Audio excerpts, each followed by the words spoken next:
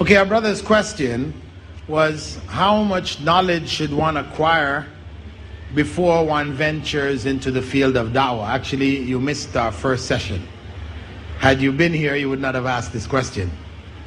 But for those who have joined late, we already mentioned that the Prophet ﷺ said in a hadith found in Sahih Bukhari, بَلِّغُوا عَنِّي وَلَوْ آيَةً. Convey whatever you have learned from me, even if it be only a single verse from the Quran. So, if you have some knowledge, even if it's only a single verse, and we talked about Qul Huwallahu Ahad and its implications, that we call to Qul Huwallahu Ahad. If we have more than Qul Huwallahu Ahad, then we call to whatever we have. But we are obliged to call according to our ability, to the amount of knowledge that we have. What we don't have, we don't call to. We stop at the limits that have been determined by the amount of knowledge that we have. Okay? There was no question from the sisters. We'll go ahead. I will just line two questions and we'll go on. Huh? No?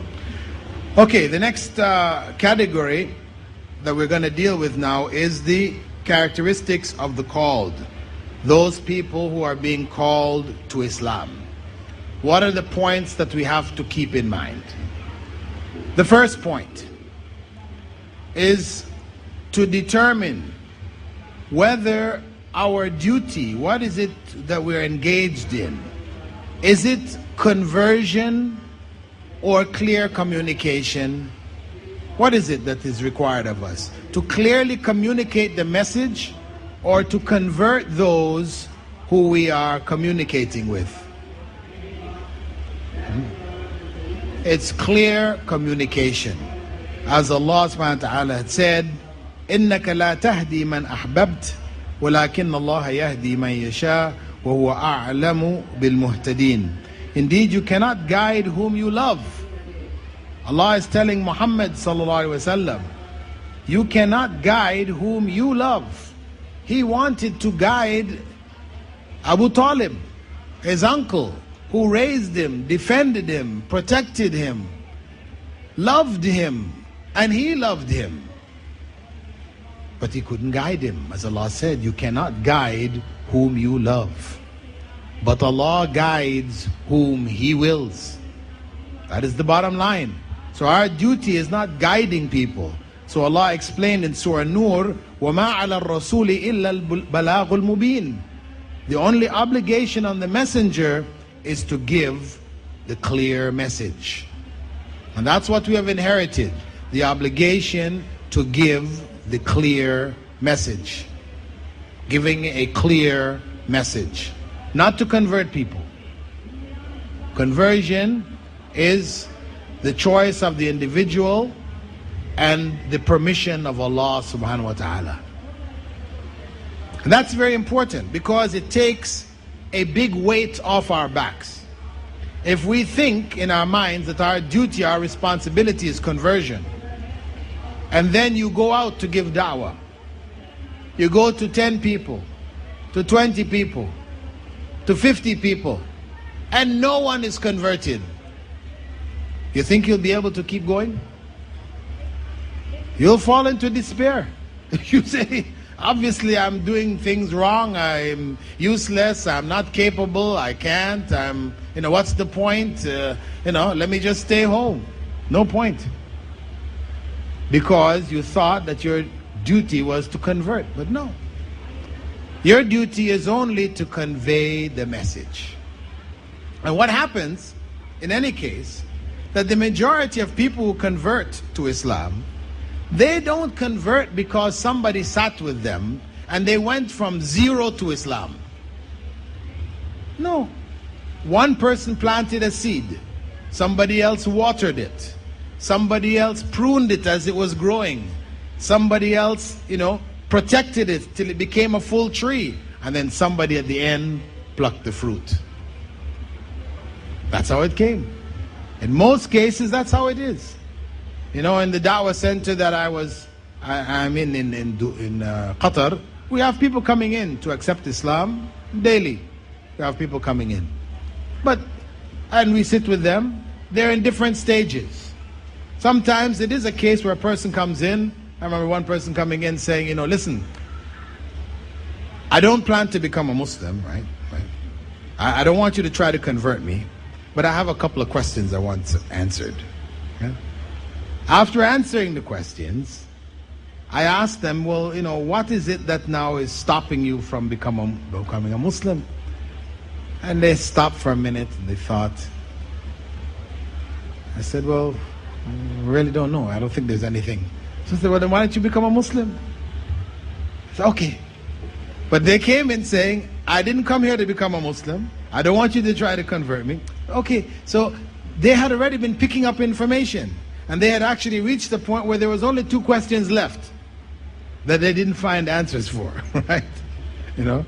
So once those questions were gone, then finished. But somebody else had been working, somebody else had given them a pamphlet, or they had watched some program on television, or listened to a tape, or read a pamphlet, or, people had been working all along.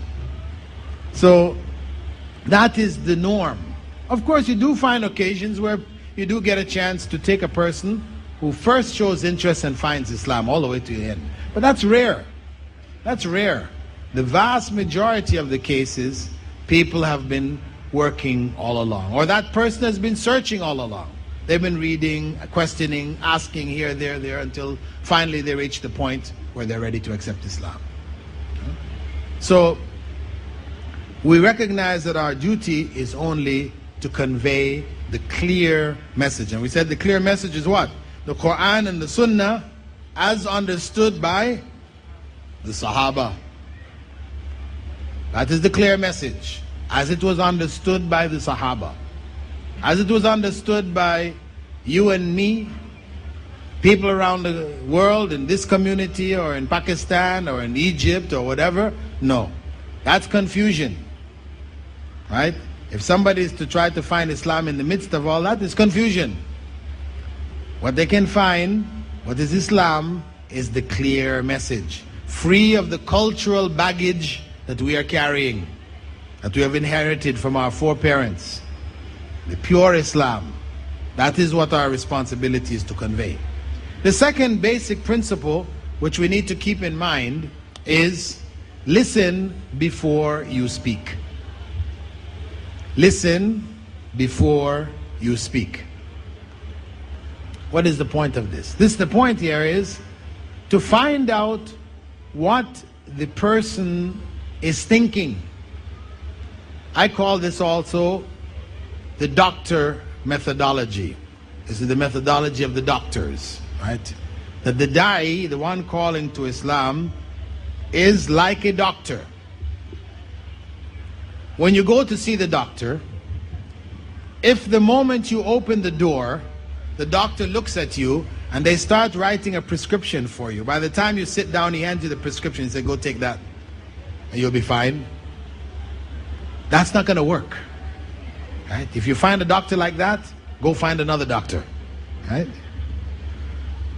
The doctor is supposed to have you sit down, then ask you, find out what's happening. You tell them where your pains are, where your aches are, whatever, what you're experiencing, etc.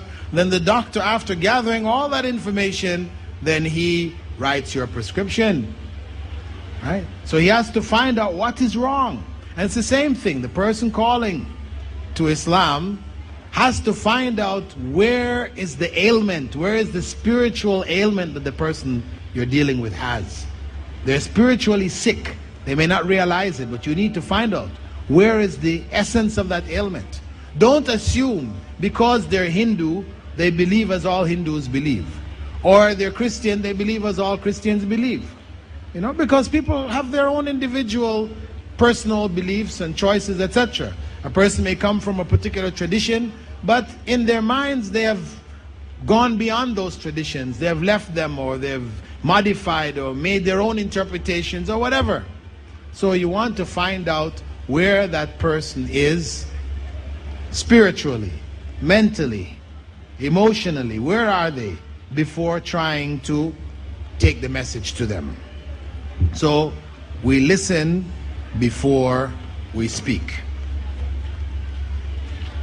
The third principle to keep in mind is put yourself in the other person's shoes. Put yourself in the other person's shoes. Meaning, you're talking to a non-Muslim. Think about the terminology you're using. Is it appropriate? Is the person going to understand what you're talking about? You use the term Allah, for example, and surveys done in the US, and there's probably no doubt here too, show that close to 80% of Americans thought that Allah was the God of Muslims. You know, like Hindus have Shiva, Muslims have Allah, and then there's God. They thought Allah is different from God. So now when you're talking to them and you use the term Allah, Allah, Allah, then they're thinking you're talking about your own personal God that you all have, which is different from the God. Right? So similarly, if you're talking to somebody about fasting and you use the term Sawm, you know, we Muslims do Sawm, and you have to stop and think. This is a non-Muslim. Are they going to understand? It's an Arabic term. Fasting, yes, they understand the word fasting, but Sawm they don't. You know? So we have to be sensitive when we are calling people.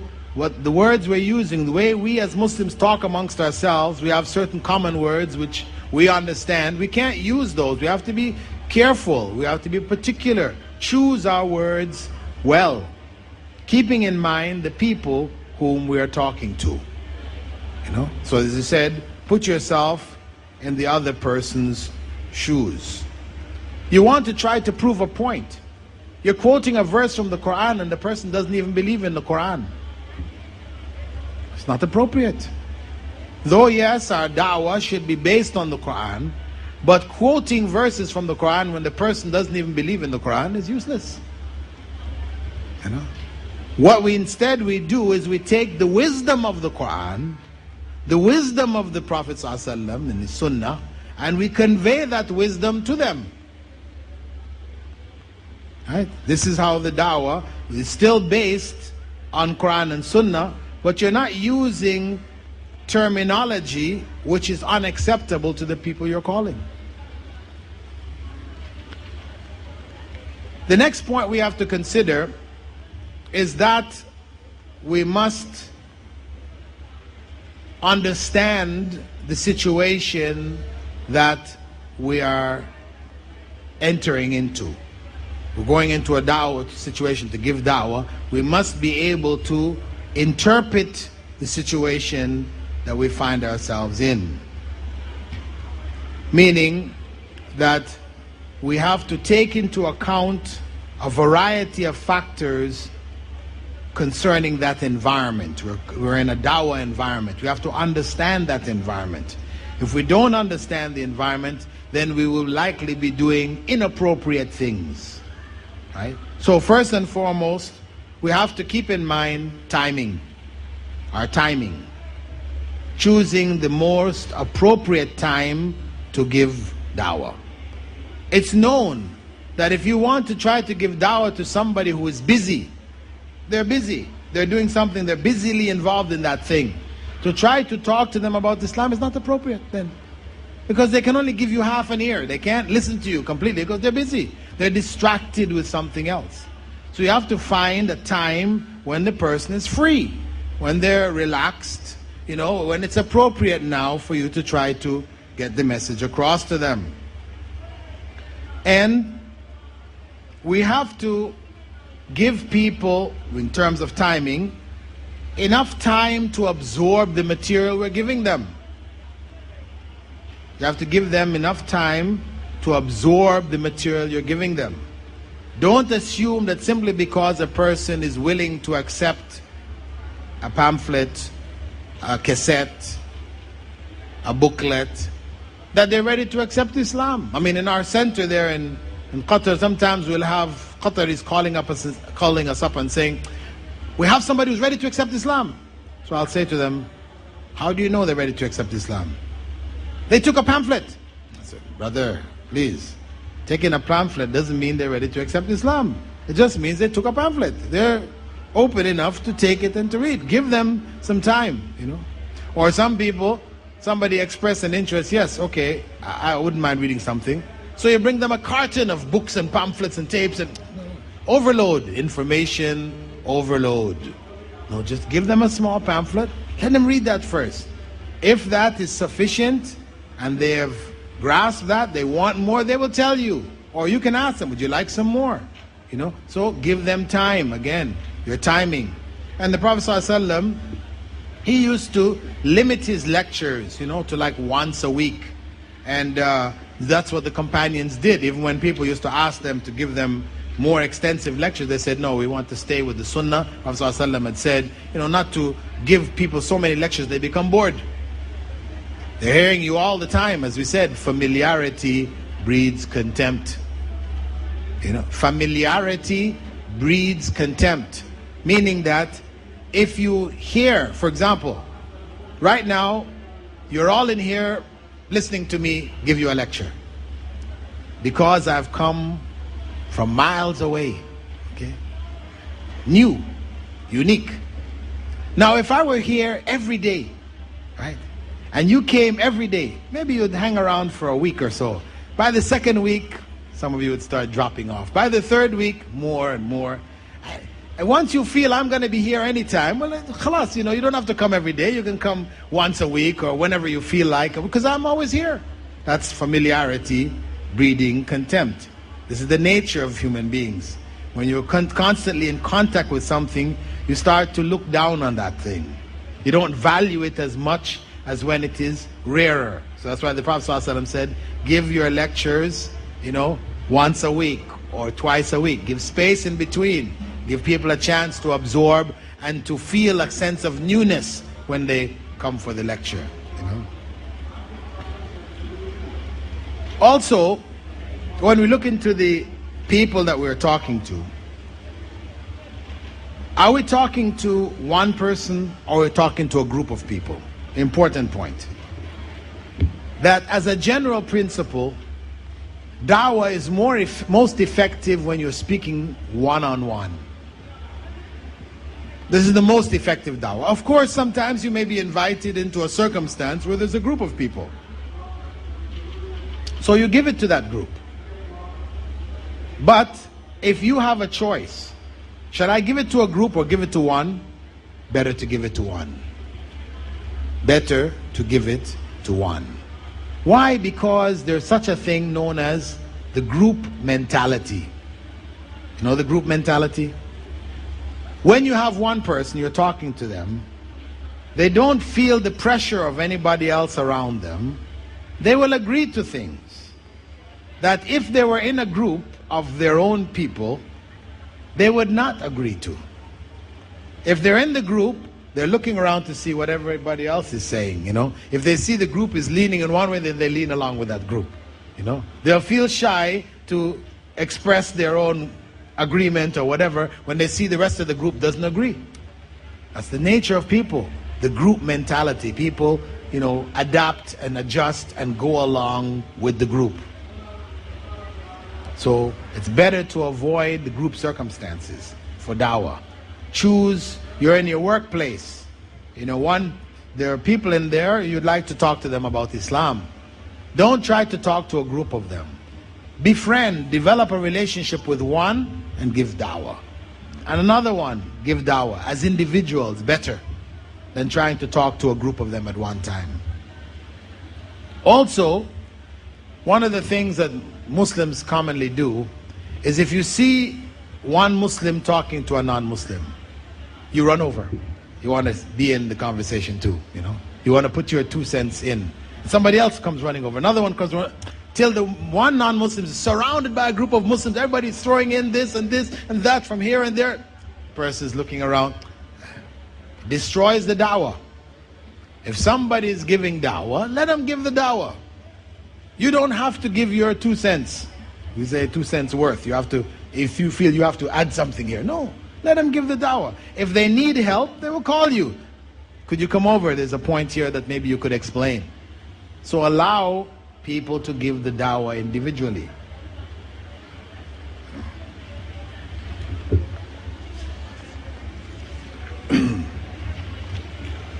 Of course, another point to keep in mind when we're dealing with reading our situations is the location. The location that we're going to give the dawah in. There are appropriate locations and inappropriate locations. Going to try to give dawah to people when they're in bars or discos, it's obviously inappropriate,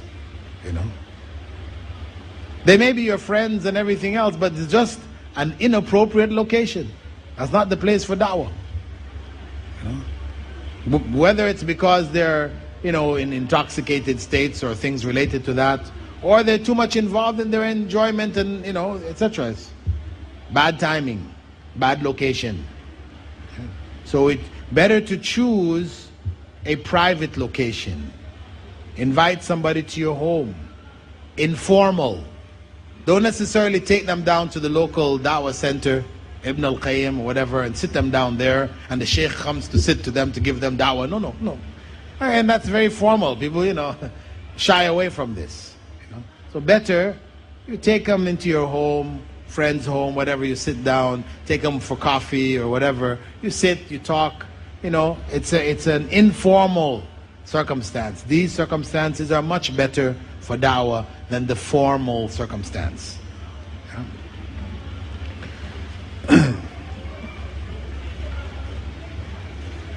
Now, in terms of the individual that you're dealing with, one has to keep in mind the background of the people. Of course, in your circumstance here, people tend to have a common background. There's a history here in India of Islam in India. And there are issues that have developed because of the relationship of Muslims with non-Muslims in this country. So one has to be aware of these things, be able to point out the positive input that Muslims made to the country, be able to recognize where Muslims made errors and did things which were not correct, harmed the local population, etc. Be able to distinguish between the two. Not just defend Muslims because they're Muslims. Whatever Muslims did, we're going to defend because we're Muslims. No. Where there's wrong, we have to be able to recognize it. So we're aware of the people's background, Again, if somebody's coming from America, who's here, or from some other country, you have foreigners who come here, work here for periods of time, whatever, you're giving dawah to them, it's good to have an idea of the background history in their own country. Is there contact with Islam earlier? What is the relationship with Islam, etc. So you can employ that in your communication with them. Similarly, the language. In India, of course, you have many different languages. I don't have to tell you that. Right? So if somebody is, Malayalam speaking, and you want to try to convey the message, but you only know Tamil, hey, you've got a problem here. Better to bring somebody who knows the language of the Malayalam people, that he would be able to communicate most effectively. Because we know Allah subhanahu wa ta'ala had said in Surah Ibrahim verse 4, وَمَا أَرْسَلْنَا مِن رَسُولٍ إِلَّا بِلِسَانِ قَوْمِهِ لِيُبَيِّنَ لَهُمْ. I did not send any messenger except that he spoke the language of his people to explain to them. Right? All the messengers spoke the language of their people. That's why Islam was initially taught in Arabic. Some people question, why Arabic? Why do we have to deal with Arabic? Why not English? English is a more international language than Arabic is. Why Arabic? Well, because the final messenger was chosen from among the Arabs. So if he came with an English Quran, what would be the use of that? The people couldn't understand the message. He had to come speaking their language. So Allah chose that the final revelation to humankind would be in the Arabic language. That was His decision. And if He had wanted to reveal a Quran in English, which would be a miracle of prose and poetry in English, He could have done so. But He chose Arabic. English at that time was in tatters. It was undeveloped. It was still in the process of developing. Arabic was a refined language. Had reached its peak at that point. Islam came in Arabic, and the Prophet ﷺ taught Arabs. But that message was a universal message, so they took it to the world. And wherever they went, people learned Arabic, and they learned the Quran, and they learned the Sunnah, and the Deen remained in Arabic. Our prayers are in Arabic. People are like, well, why the prayers are in Arabic? You know, why all these things in Arabic? Well, this is again a unifying element that remains in Islam. That Muslims, wherever they go, they can communicate, they can pray together. If we went to Peking, for example, and they called the adhan in Chinese, who would know that they're calling the adhan? Who wouldn't know? Because the mosques there don't look like typical mosques, right? Mosques here have a particular format with the dome and this, you know, the minaret and these kind of things, you know, which is sort of common to Arabia and the countries nearby. But when you go into China, the mosques look like Chinese houses. They have these kind of tiled roofs, and it's curved, and so they're using this, you know, and really Islam doesn't require that they have a dome and minaret the way that we have it. It's not a requirement. So you wouldn't know where the mosque was. And if the adhan was in Chinese, you wouldn't know that it was time for prayer. But if it's in Arabic, no, any Muslim anywhere nearby knows this is a mosque, this is time for prayer, they go in. If the Imam led the Salah in Chinese, again, we wouldn't know when to bow, when to, it would be confusion for us. But again, Arabic unifies all of the Muslims. So we can pray with other Muslims anywhere in the world, regardless of what their language is. We have the common language of Arabic linking us all together. And also, that is the language of the final revelation. And as such, all Muslims should learn some element of it for their own contact with revelation, to be able to hear Allah's words as they were revealed.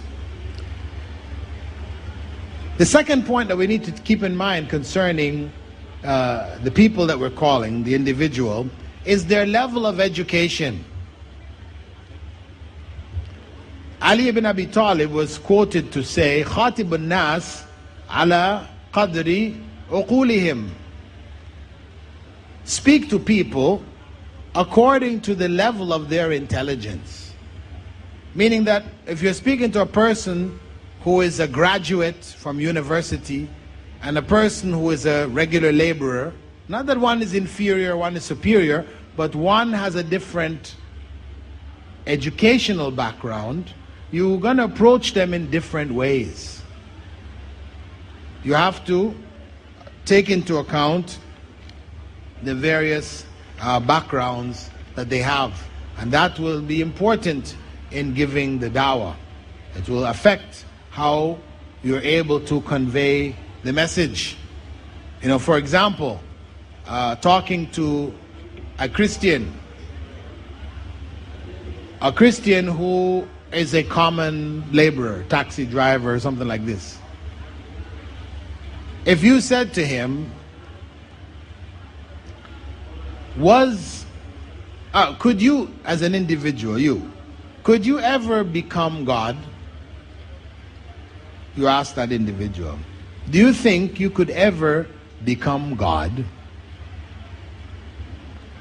Now, that common laborer, whatever, he will say, No. If he says yes, then leave him. Find somebody else. That guy's got something wrong up here, right? So you go find somebody else who, is got their wits about them. So you ask them, do you think you could ever become God? And he says, no. Why? Well, because I'm a human being. Human beings are not God. So then you ask him, and what was Jesus? Was Jesus a human being? You say, yeah, he was a human being. Then you say, he couldn't have been God, right? Now the common person would say, oh, I never thought about it that way. Yeah, I guess he couldn't be. He couldn't have been God, really, yeah. I really never thought about it. They just told me that all the time when I was growing up in church. They just said this, so I was just accepted it, and I never really stopped to think about it. Yeah, you're right. He couldn't have been God. Simple. But now, if you're dealing with another individual who has studied in university, he has taken philosophy 101, right? Now you have somebody else, somebody who is trained in the art of arguing, right? Who doesn't want to lose an argument, so he'll say anything. So when you ask him the first question, okay, he's honest, he says, yeah, I couldn't be God, it's true. Then you ask him, wasn't Jesus a man? Now he stops to think. If I say yes, which is what he knows he was, I'm going to lose the argument. So he says, sort of. What do you mean, sort of? Not completely. What do you mean, not completely? Then he goes into explaining, well, he was half God, half man, or he was man with God poured inside of him, or he only appeared to be a man, but he was really a God. All kinds of explanations. Philosophy now. He doesn't want to say he was a man, because he knows the next argument is he couldn't possibly have been God. So he doesn't want to go there. So he worms his way out by not admitting that Jesus was a man. So that's the difference. The first person, his mind had not been warped by philosophy, right? Distorted. He remains honest, a simple, basic mind. He's just ready to deal with the truth. You bring him the truth, okay, I can deal with the truth. So when you're dealing with people, you have to be aware of that. If you're dealing with somebody, university educated, etc., you have to be prepared for them trying to wiggle their way out of anything. You can't back them into any corner. Right? So you have to be conscious of that in the course of your dawah. The next point that we need to keep in mind also is that when we're giving dawah, part of it is clarifying misconceptions. Part of it is clarifying people's misconceptions.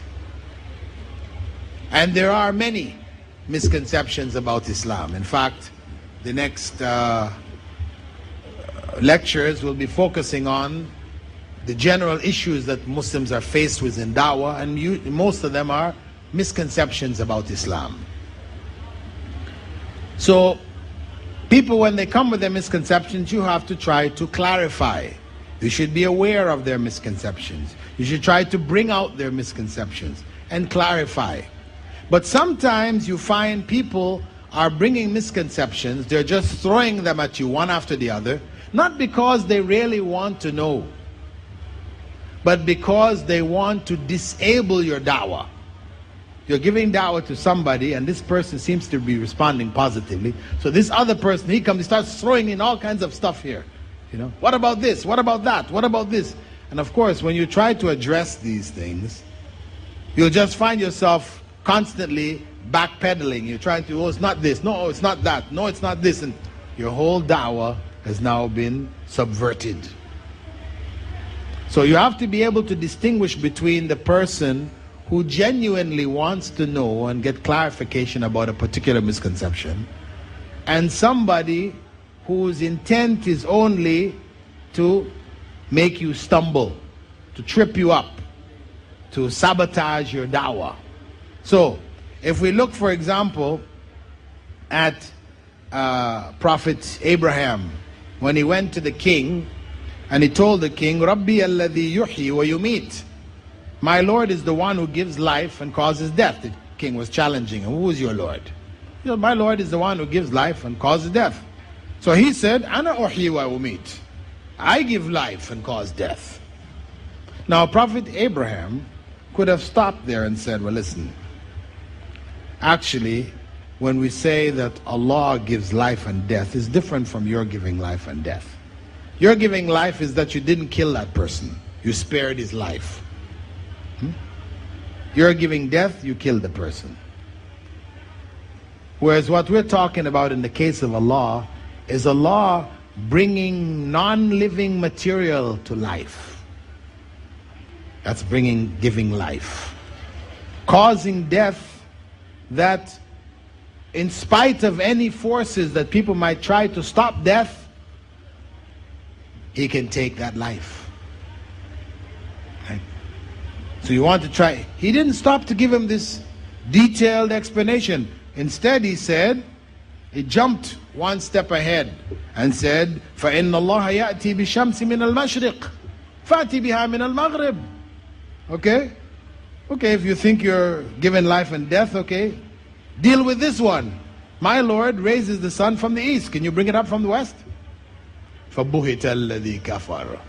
The one who disbelieved just became dumbfounded. At a loss for words, he couldn't say anything. So he preempted him. He went one step ahead, took the ball back into his court, and stopped him. So we have to consider this as maybe a necessary step, depending on who you're dealing with. Now, for example, I'll give you an example of that in our own dawah, giving dawah to a non-Muslim who is attacking us on the point of polygamy, for example. One of the first points they usually attack us on. Oh, you Muslims having 4 wives, and this, what kind of foolishness is this here, Oppression of women and all these other things. You can jump ahead by saying, listen, the Quran is the only religious book which tells people to only marry one wife. Does your book say that? No. Quran is the only religious book which says marry only one wife. Of course, it's a condition. If you can't be just to 2, 3, or 4, then marry only one. But still it's saying marry only one. You'll not find that in any other religious book. So you jumped ahead, put him on the spot. You're attacking us about polygamy. Our book says, even the monogamy you claim, marry only one. You don't even have a book saying that. The other point to keep in mind when we're dealing with people, of course, the subject that we choose to discuss or try to introduce Islam from. We have to try to find appropriate subjects. Choose the appropriate subject for the appropriate circumstance. If you are invited into a school and asked to explain something about Islam to students, then you have to choose a subject which can catch the mind of students. You have to choose the appropriate subject for them. What may be a good subject may not be appropriate for them. Similarly, if you are in a circumstance where people, for example, have a very negative concept about Islam in a particular area, some incident has taken place, then it's good, appropriate subject is to take that particular incident and use it as a means of catching their attention and presenting Islam through clarifying misconceptions. So we do have to consider the subjects that we use in the course of dawah. At the same time, we have to keep in mind the method of delivery when we're giving the dawah. We talked before, about talking to people in a gentle way, not shouting, getting heated, becomes an argument, just bumping heads. No point. If we cannot get the message across in a good way, the person doesn't want to listen to what you have to say. They're just saying and you're saying and neither of you are listening to each other, then better to leave it. You'll just you'll end up in the end having wasted valuable time, and you only leave with a headache, asking yourself, why did I get myself involved in that in the first place? So you try to kill it from the beginning. If you see that it's not going in a positive direction, it's not an issue of discussion, exchange of ideas, but just heated argument, then it's better to leave it. Right?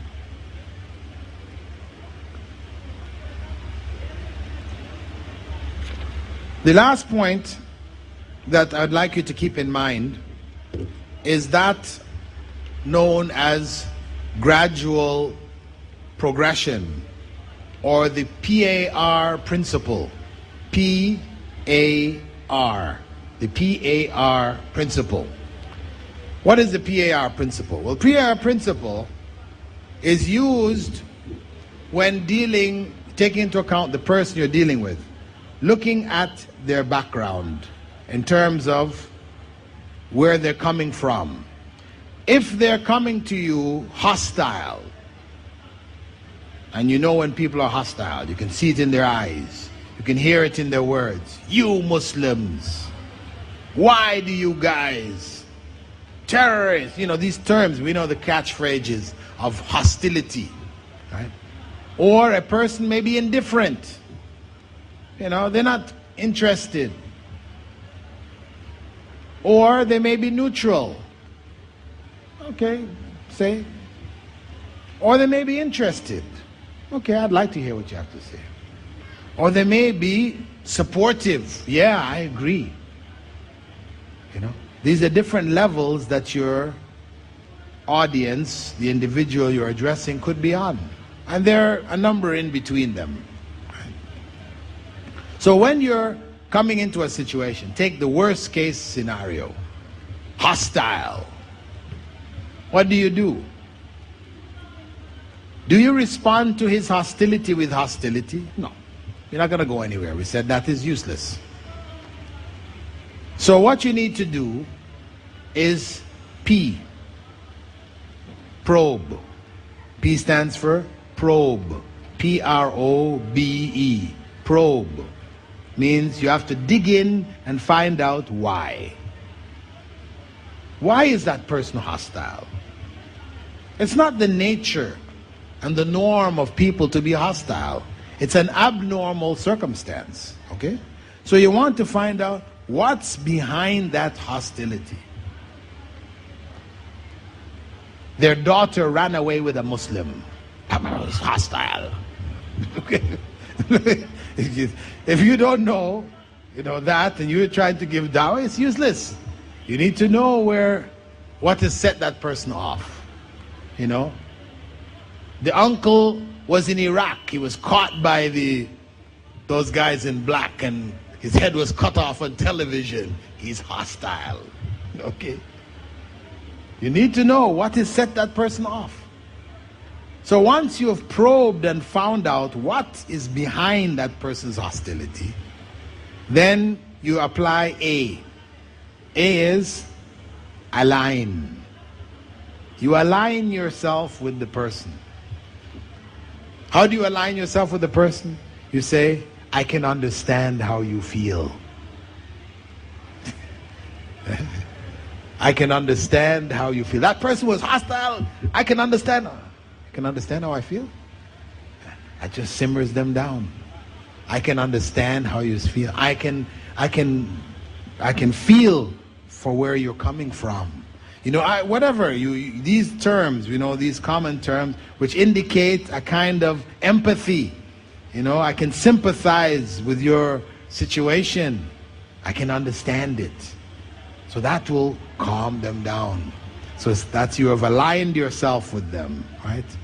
Then you apply R. You raise them. After you have neutralized them, and you try to raise them now to a state of interest, you know, or at least they go into the neutrality. From neutrality, we try to raise them up into some willingness to hear, right? And eventually win them over to support. Right? So this is our principle. If a person is indifferent, they're not interested, then you may have to find something which will stir them up. Because though hostile is the worst in terms of trying to give dawah, a person who is indifferent is a person you have no chance of reaching. Right? You have to get that person emotionally involved. So better that they're hostile and you neutralize them than indifferent and you're talking to a wall. Right? So you need to stir them up. Even if it means saying something which will bring out some hostility, then from there you can try to get them involved. Right? So you keep in mind, as I said, the PAR principle. Probe, align, and raise. And this is common, I think you'll find it common in conversations, discussions in general. Whether you're in a dawah situation or outside of a dawah situation. If you're a salesman, this is one of the principles that they teach salesmen. You know, you have to go sell your product, and you've got a hostile, you know, customer, then you have to remove that hostility. You have to find out what's behind it and, you know, align yourself to get them interested in your product. Right? Win them over. So these principles that we've looked at are principles governing the person we are calling to Islam. We have to keep in mind who it is we are communicating with. That our responsibility is to convey a message, not to convert them. Convey the message. We should put ourselves in their shoes, use the language which is appropriate. We should, at the same time, choose the appropriate settings, timings, you know, avoid groups, deal with individuals, more effective. Choose the topic well that we're going to introduce Islam through. And try to keep in touch with the state of the person you're communicating with. Listen to what they have to say, what their ideas are, before trying to address their problem. That comes into the same probe situation. Listen, but listen to find out. Not just listen to their rantings, but you listen finding out. You've probed, ask why. Why do you feel this way? Why do you look at Muslims this way? You know, there's always a reason. Okay, so that basically covers, as we said, the mad'u, the one who's called. Before going on to our next topic, does anybody like to ask any questions? We can ask. And try to keep again our questions on the topic, what we have covered so far. It means you can go back to the call, the caller, right? And the status of dawah and the call. So whatever we've covered before. Each time I say you can ask questions, whatever covered before. Try to avoid going into areas we haven't covered. Okay, go ahead. Assalamu alaikum wa rahmatullah. Wa alaikum salam. And let me just mention this, right? It's not necessary to keep saying salam alaikum wa rahmatullah each time, right? You come up, you ask a question. It wasn't really from the Sunnah of the Prophet ﷺ and the companions, and that to be each, because I know once you do it, then the next person comes is going to say Assalamu alaikum, and the next one, and the sister Assalamu alaikum. It's not necessary, you know. I have shown kindness to my friends a lot, but they take me for granted. For example, I keep the water bottle for lunchtime. I go for prayer and come back. By the time my water bottle is taken, and then everyone drinks it, and even leave my bag open. They are like this with me. Like, I have to be strict with them. I have to shout at them at a certain point. What can I do? Sometimes I should not be patient with them. Sometimes I should tell them, please don't do it, once or twice. And then if they continue to do it, I should shout at them. What is? Okay. Well, let's say that shouting at them is not going to help in your dawah. Right? At the same time, you don't want to be oppressed. But you have to keep in mind, I mean, what is your goal here? Why is it that they're going in and drinking your water? Why is it they're taking food out of your bag? Right? Is it because they don't have enough? You know, what is the reason behind it? Right? So you need to address what that reason is. Because if they have a need, then it's better for you to bring extra water and give it to them. Bring extra food and give it to them. So you show them kindness. You still retain the food that you need and the water you need, but you have given them, right? You show you've got a bigger heart than them. That this is what Islam encourages us to be kind to others, right? So my advice would be to try to see what the reason is rather than just react to the incident. Question from the sisters? You had advised previously to a brother about physical appearance for a da'i. We would also like you to advise us for women also, physical appearance when they are outside their houses. Come again, please, sister. Previously you had advised a brother about physical appearance of a da'i. I would also like to know the physical appearance of women when they are out of their houses. What is the actual concept of hijab? Well, I think this is another topic. You know, the question on hijab. Actually, when a woman speaks of hijab, does dawah for hijab, how should she be dressed? Can she wear, a hijab decorated with sequences, with bright colors? But again, as I said, this is the topic of hijab, and I'm sure this question has been asked 1,000 times. I don't think I've been to India without the sisters asking hijab. And I'm sure Sheikh Salim heard it and Dr. Jaffa heard it. There's a time when we have to stop asking these questions, Actually, what I do when I go to lectures of this kind, then what I do is I ask people to write down their questions. And instead, I ask the questions and let them answer it. Because if I were to ask you now, what is your opinion as to what the hijab should be? You're going to tell me it's one which doesn't have sequins on it, which is not attractive in and of itself. It isn't see-through. It isn't all the conditions that we know for hijab. So, I mean, there's a point where we need to focus. We give the message. We have books which explain these things. And then we need to go on to, other questions. Be more specific if you're going to. Because, of course, there may be some elements of hijab which need some clarification.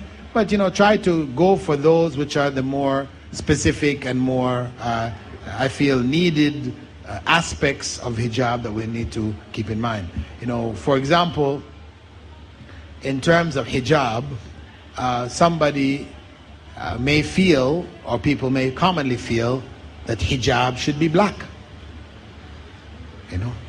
This is a point. Is it permissible for hijab to be another color other than black?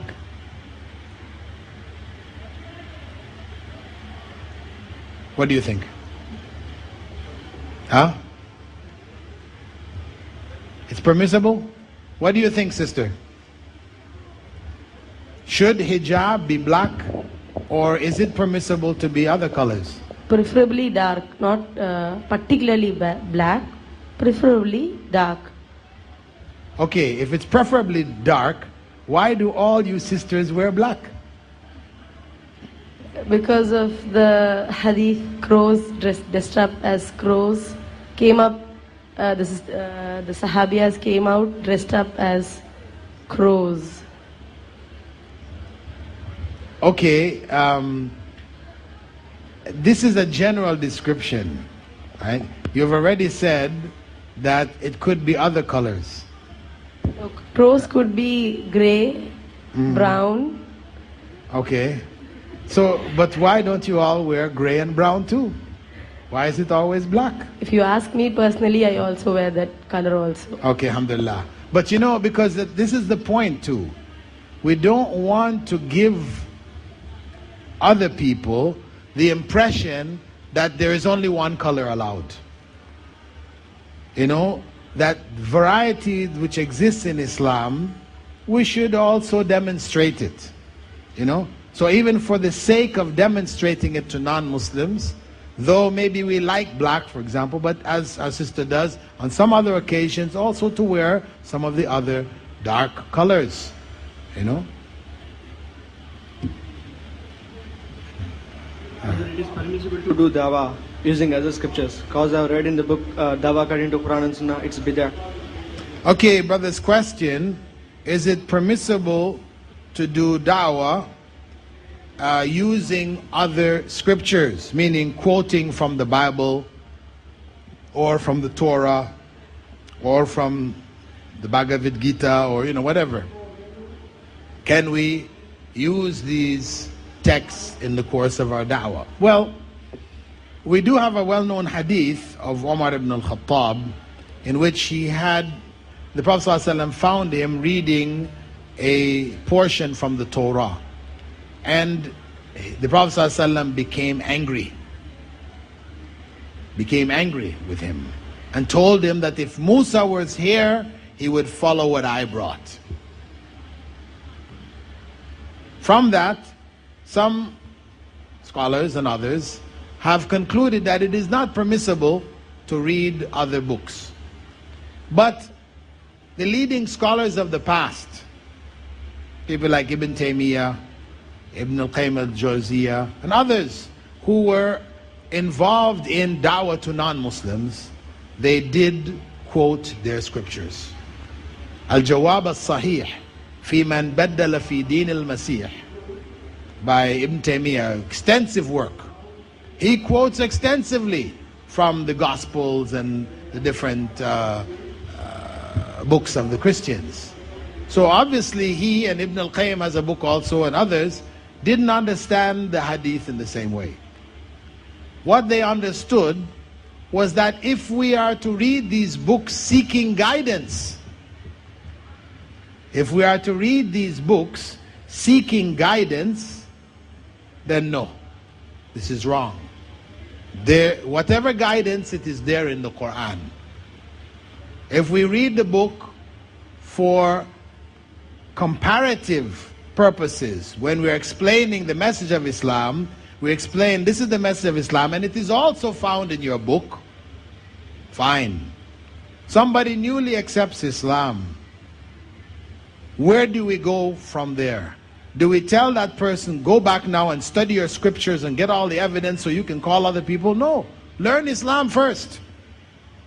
Priority should be given to learning and knowing Islam. Then, after you have a foundation, your foundation Islam is solid, then okay, to go back to your previous things and get information that you can be useful for you in explaining Islam to them, no harm. So, it is, we are dealing with what? The context in which we use those scriptures. If we're seeking guidance from it, no. The guidance should be sought from the Quran and the Sunnah. If we're seeking evidence, supportive evidence to what we have from the Quran and Sunnah, then no problem.